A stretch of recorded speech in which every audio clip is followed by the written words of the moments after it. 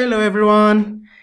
I'm so excited to be presenting on web accessibility. Actually, I'll have to admit that I just chose this topic not knowing much about it, just very little, and I was actually amazed by the amount of information I had to gather about this presentation, and I hope we'll all enjoy and get important insights that will help us as we develop future websites.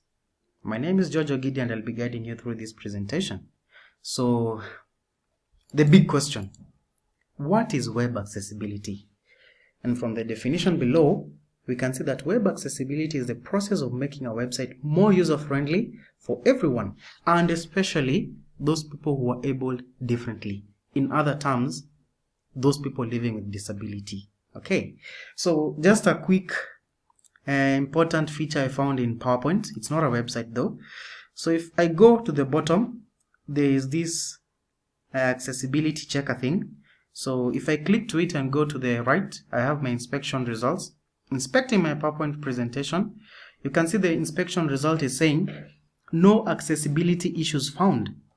People with disabilities should not have difficulty reading this presentation.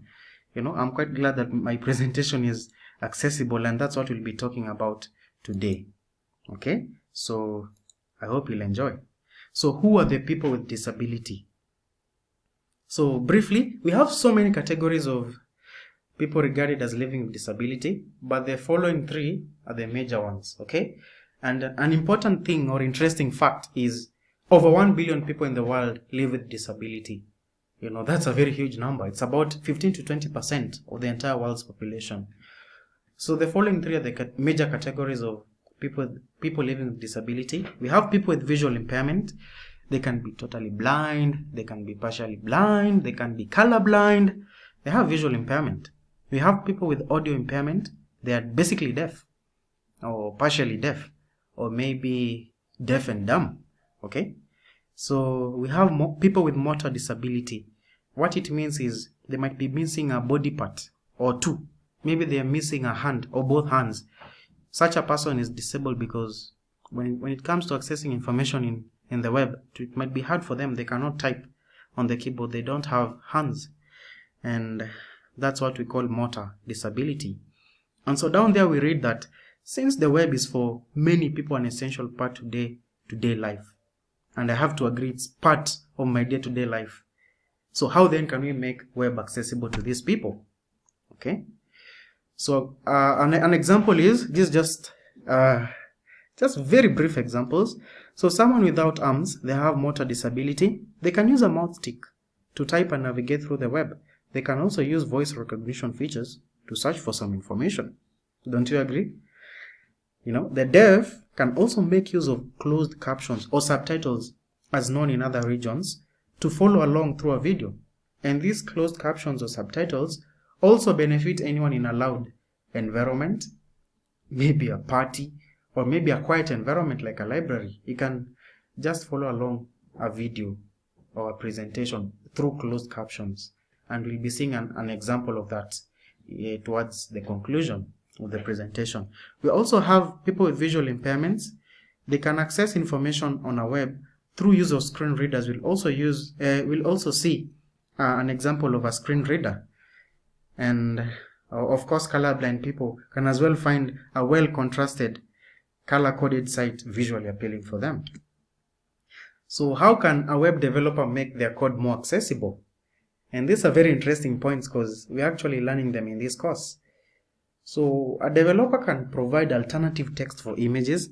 It's very important, and you know why. In case an image fails to load, there's an alternative text for that image. A developer can also use appropriate heading levels for easy visibility of the content in that page, in that web page. H1, H2, H3, up to H6. If you use them appropriately, your website will be more visible. You can also use labels, pretty much straightforward. As we said before, you can use a proper color-coded site content, and a good example is, black text on a white background. Or my presentation is using black background on a white text on a black background. That's also making it more accessible and visible. You can also optimize your images as appropriate. And point number 6 is very important. separate your files as a developer. This will make it very easy for you to modify your code and to update it in future. Put your HTML, cascading style sheet and JavaScript files separate from each other but linked together. It will help you a lot in debugging your code. Okay? So as we conclude, what are the 4 core principles of what we call WCAG, standing for Web Content Accessibility Guidelines? So below are the 4 core principles of WCAG. Number 1, to make your web accessible, it should be perceivable.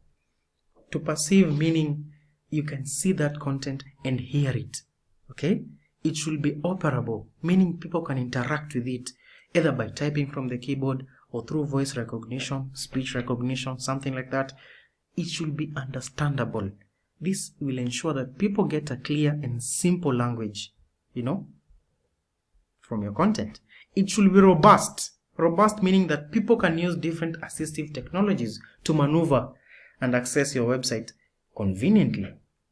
And actually, there's a note better down there, and I'll actually read through it. It says, and it's very interesting, the United Nations Convention on Rights of Persons with Disability defines that access to information included in the web is actually a human right. And from this point, we come to our conclusion. So if web accessibility is a human right, why then will you develop a great website and fail to make it accessible and friendly to everybody? Just why? There are no reasons at all.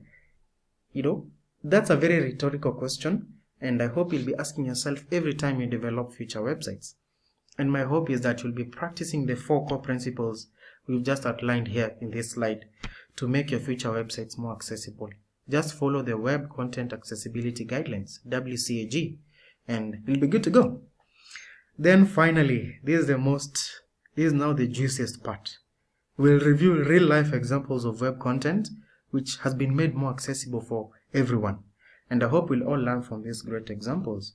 So without wasting much time, let me go to Google, and our first site, it's the church website. I'll just click on a random talk. So this is The Love of God by Elder Dieter Christofferson.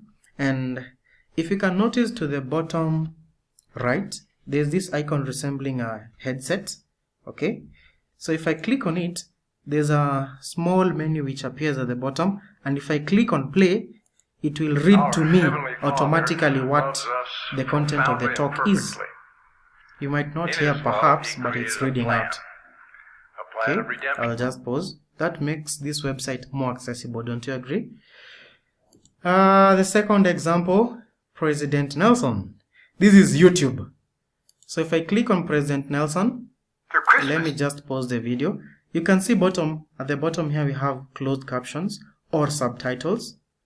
So if I click off, nothing shows. Click on, it's coming to the screen, the closed captions. So as the video is playing, if you can't perceive the sound well, you can follow through the closed captions. It's a way of making things more accessible to the user. Season is near and dear to my heart, as I know it is to many of you. You can hear. Given all that we have experienced, I think that's a good example enough. The next example comes from our BYU Island profile. It has been made more accessible. Let me go to this course, Web Front-End Development, and let me go to any random week. Let me go to week 4. So if I go to week 4, let me choose this activity, CSS layouts. So if you go to the top right, you'll find an immersive reader. I make use of this a lot, actually, because I have, visibility issues. I'm using spectacles. I make use of immersive reader. If you click that button, you can notice the content of that same page is now presented in a way which is, having a very bigger font size for people struggling with visual impairment. So just a few seconds as it's loading, there we go. Okay, so you can see the immersive reader, how it's enlarging the text for someone with visual impairment.